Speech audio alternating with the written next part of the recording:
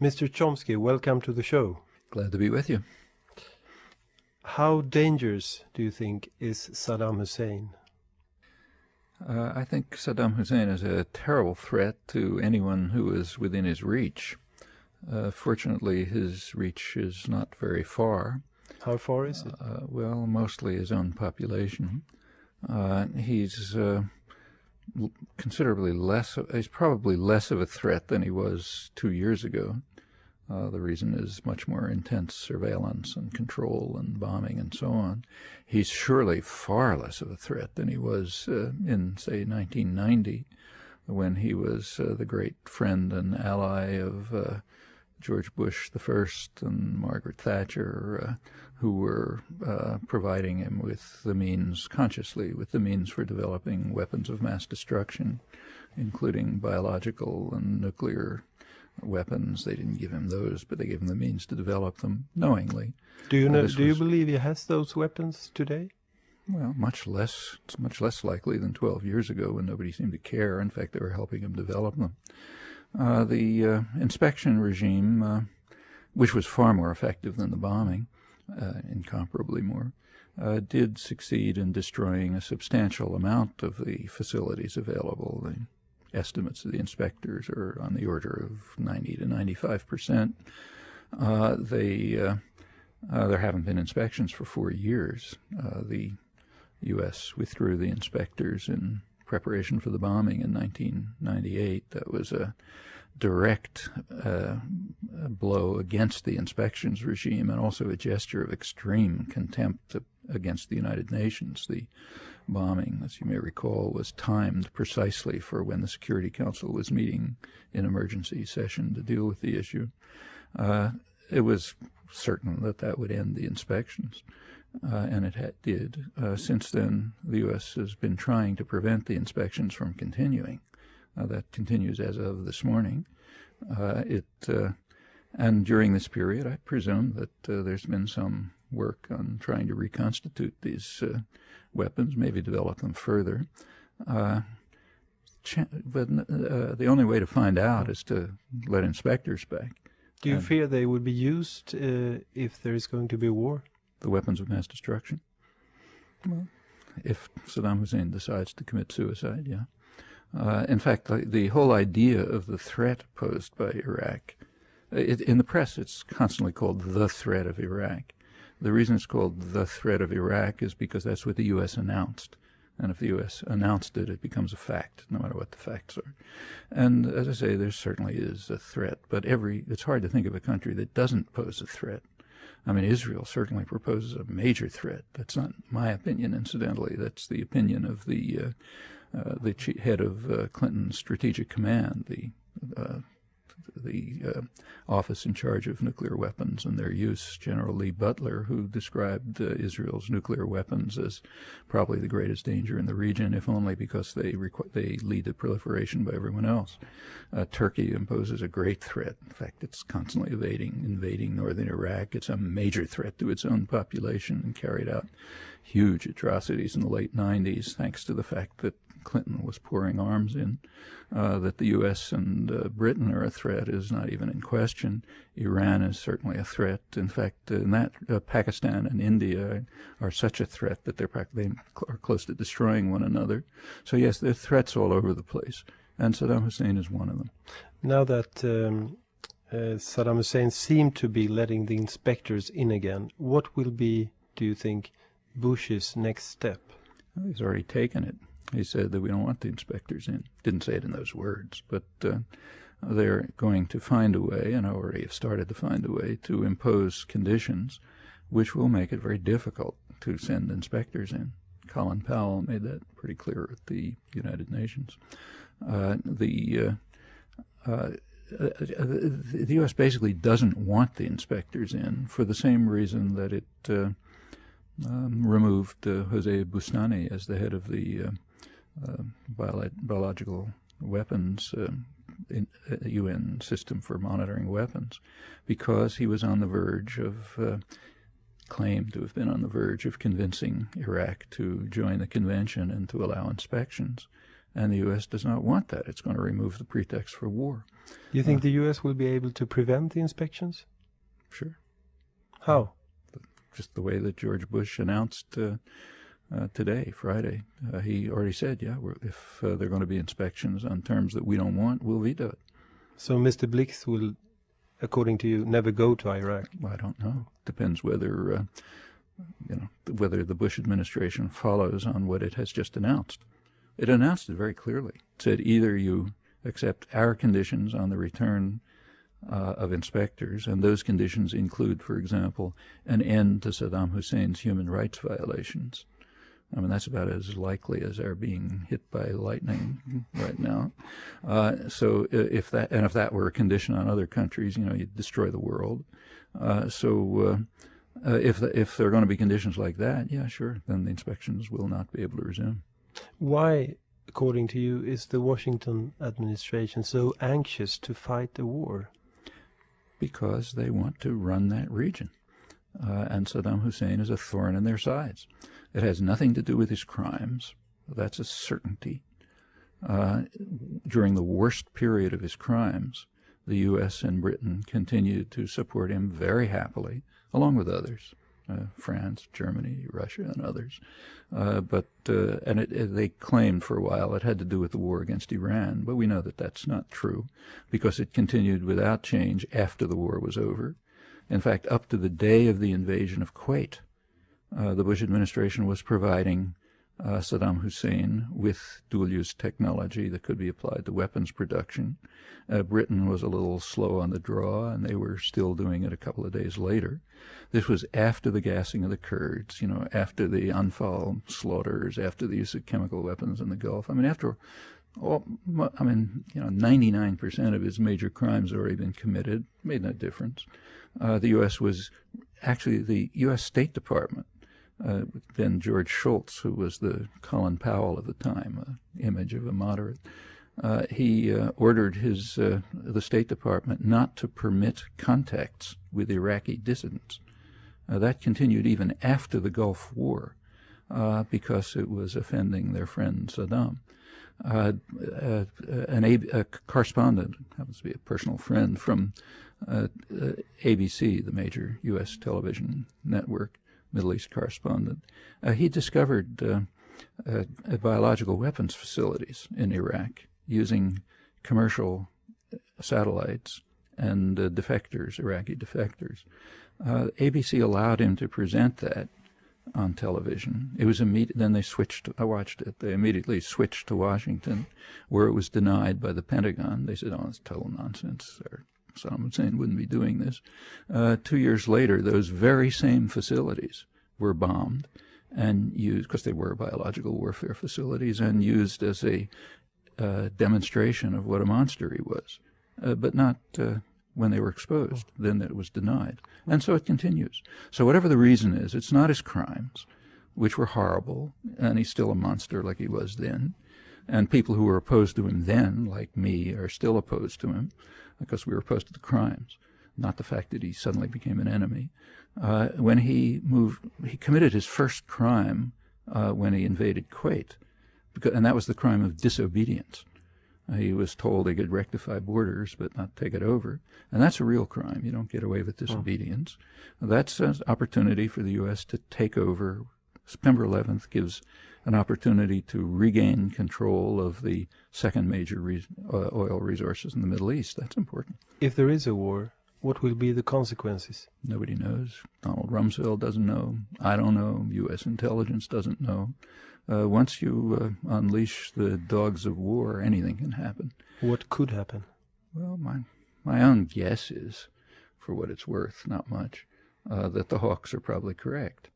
I mean, if I were a member of the Republican Guards and I was being bombed with high-tech weapons from bombers I can't see, I wouldn't shoot back. I'd run, and I assume that's what the Republican Guards will do, or maybe shoot Saddam Hussein. So it's possible that it'll just be a walkover. After all, the disproportion of forces. So a short war.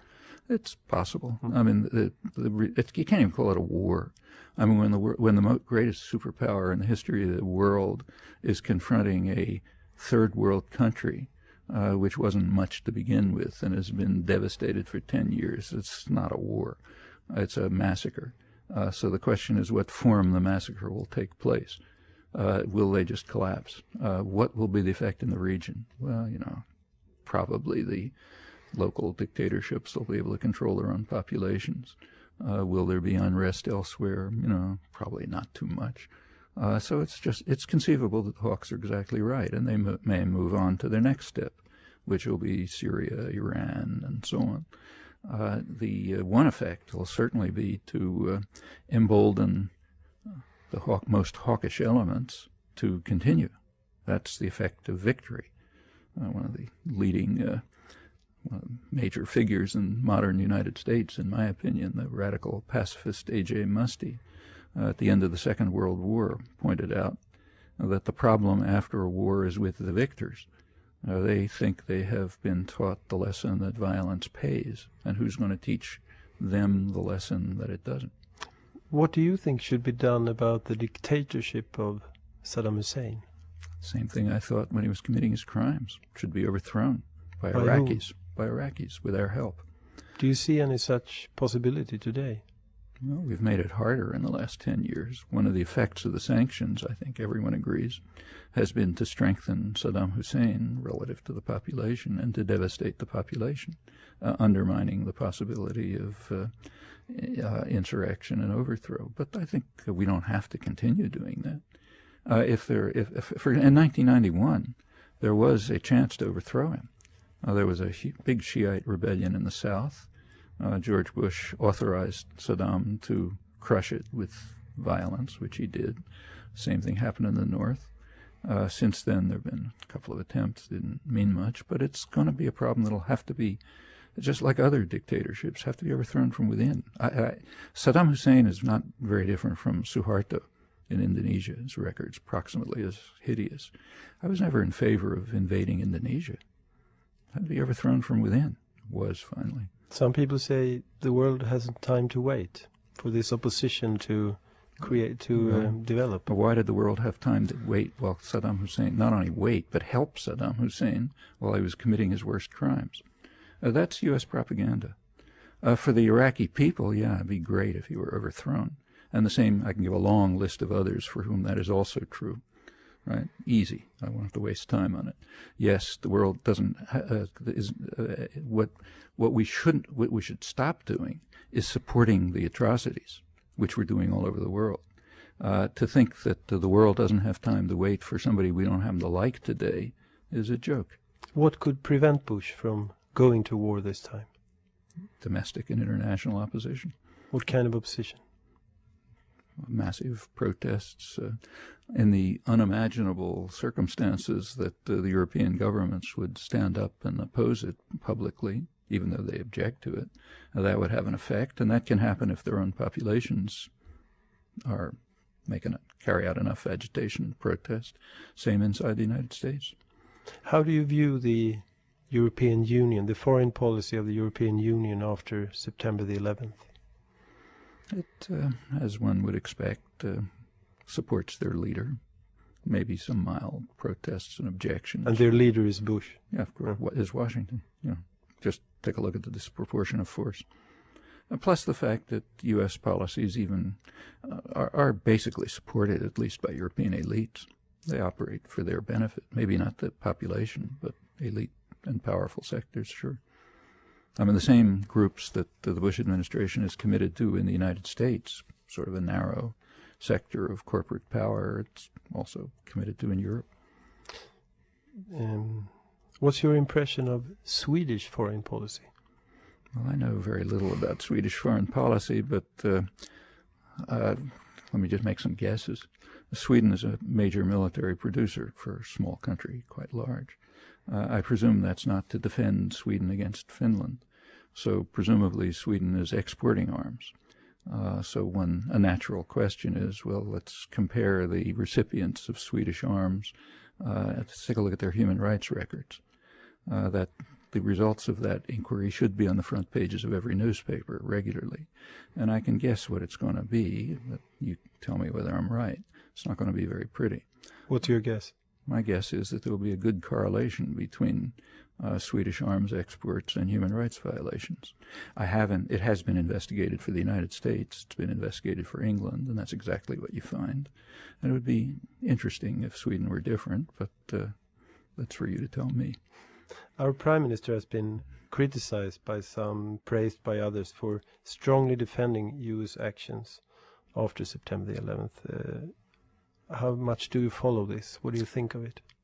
Well, does the foreign minister, prime minister, believe that Cuba, Nicaragua, a host of other countries ought to be setting off bombs in Washington and New York? If not, why not? I mean, if the U.S. should react to terrorist acts by bombing Afghanistan, why shouldn't a lot of other countries react to U.S. terrorist acts by bombing the United States, especially since they've suffered much worse terrorism? If he does believe that, that's interesting. If he doesn't, as I expect, one has to ask why the profound hypocrisy. Some politicians in Europe believe that the European Union should build up its own military capacity to be able to stand up against the US dominance. What's your opinion on I don't think this? the European Union needs military capacity to stand up against U.S. dominance, and the military capacity won't allow it to do it. What it needs is courage and integrity. If it had courage and integrity, it could stand up against U.S. dominance. If it had a bigger air force, that wouldn't help. Isn't there a lot of people in the world who has integrity but no weapons and therefore has to give in? But the U.S. isn't going to invade Europe. I should be a little cautious about that. There is legislation which has been signed, which some are calling the Netherlands Invasion Act, which authorizes the U.S. executive to use force to rescue any American who might be brought before the International Criminal Court. But that's so embarrassing that the U.S. press doesn't even report it. However, the chances of the U.S. invading Europe are rather slight. On the other hand, for the rest of the world, it's a major problem. I mean, if you look at the most serious U.S. scholarship, serious conservative scholarship, people like, say, Kenneth Waltz, one of the leading international affairs specialists, he points out, as others do, that countries around the world are going to develop weapons of mass destruction as a deterrent to U.S. power. They can't deter the United States by conventional forces. They might be able to deter them by weapons of mass destruction. So if the programs of world domination continue, yes, you can expect more proliferation for deterrence.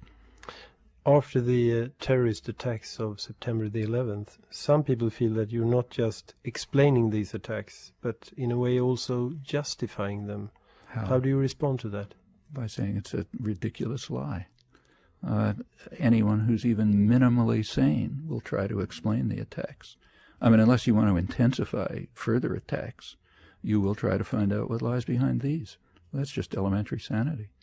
To interpret that as justification is it's hard to find a word for it. First of all, it's intellectually insane, and it's morally idiotic. Why do you think people react like that to what you're saying then? Because they don't want to know the reasons. It's not hard to find the reasons. In fact, any honest newspaper in the country or in Sweden should have been reporting what is known about this, and a lot is known. So, for example, 45 years ago, President Eisenhower discussed with his staff, secretly then, it's public for the last 10 years, he discussed what he called the campaign of hatred against us in the Middle East, not by governments, but by the people. And the National Security Council, main planning agency, explained that the reason is that there's a recognition in the region that the United States supports corrupt and brutal governments and blocks democracy and development because of our interest in controlling Near East oil, and that leads to a campaign of hatred. That was true 45 years ago. It's true now. If people don't want to pay attention to it, and if they would like to construct flattering portraits about how they hate us because of our freedoms, well, they're free to do that, but they're just inspiring further terrorism as well as being utterly disreputable. What should be done? But people don't want to look at that, so therefore, if someone does bring it up, they are infuriated.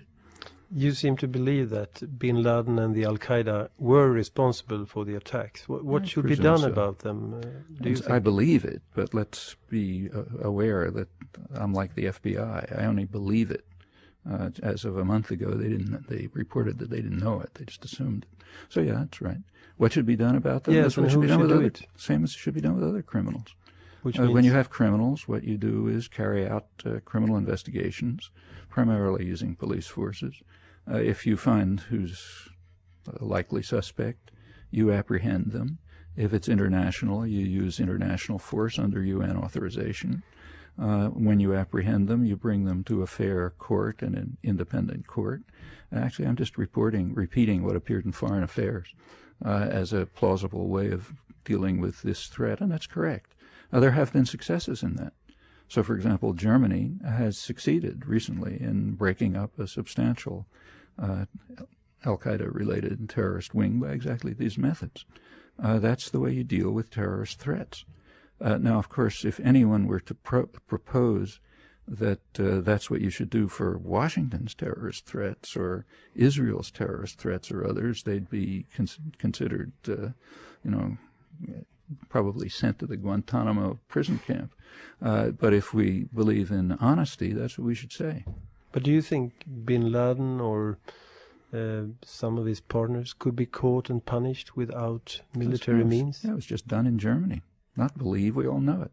But they were in Germany, these terrorists. Yes, that's how you find it. Could they have been done in Afghanistan? Well, we don't know. In fact, the Taliban did make some offers, tentative offers, which looked like offers for extradition.